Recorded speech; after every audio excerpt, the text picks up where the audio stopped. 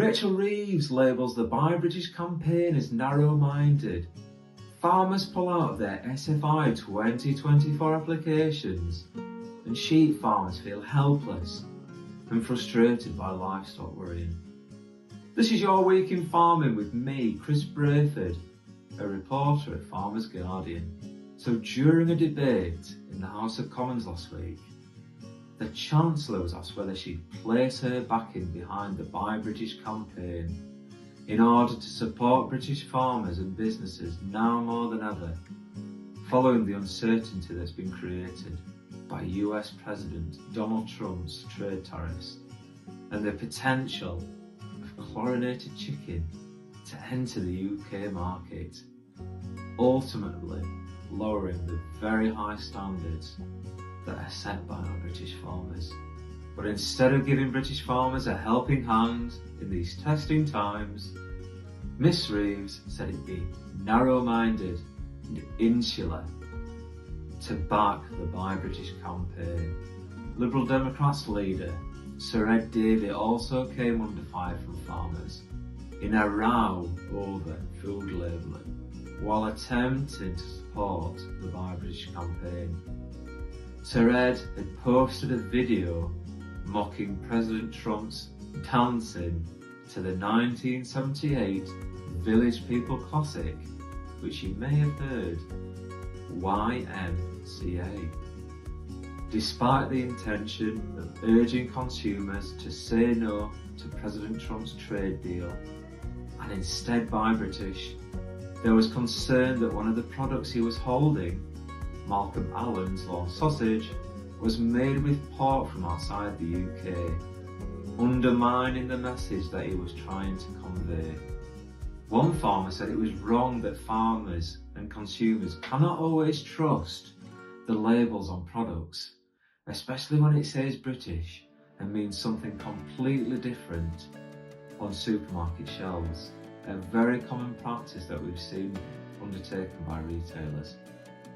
In other news, there's been issues around SFI which have continued to rumble following the government's decision to stop taking applications earlier this year, which has left farmers out in the cold without financial support to continue delivering on so many different levels for their communities, the environment, and most importantly for food production. Arable farmer Richard Heady said he'd given up waiting for DEFRA to issue him with an offer for his completed SFI application for 2024, one of the lucky ones in that respect, because he'd grown frustrated with the process.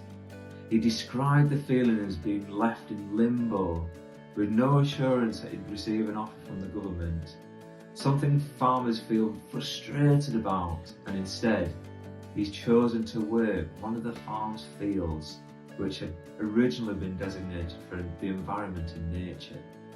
It'll now mean that Mr. Heady is going to miss out on a year's worth of payments, causing considerable strain to his farm business.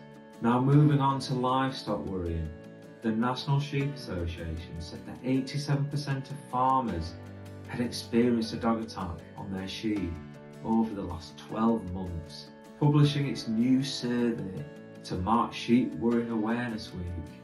The sheep farming charity said that farmers felt helpless and frustrated by the persistent problem of dog attacks, often leaving a trail of devastation for farmers, businesses and livestock.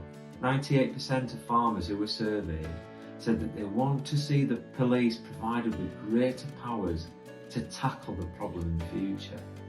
From experience of speaking with farmers, livestock worrying offences can lead to very little action being taken, and what some have described when perpetrators are convicted, they're issued with meaningless fines. But a private member's bill by Chester South and Eddisbury MP, Afra Brandreth, daughter of Childs, is currently progressing through Parliament as we speak. Current legislation dates back over 70 years, and farmers tell me that it's outdated and not fit for purpose.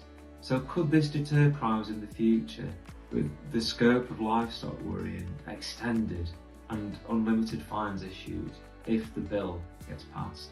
Only time will tell. And moving on to some very happy news. FG would like to wish a very happy birthday to Devon farmer Leslie Gilbert, and Second World War veteran, who recently turned 99.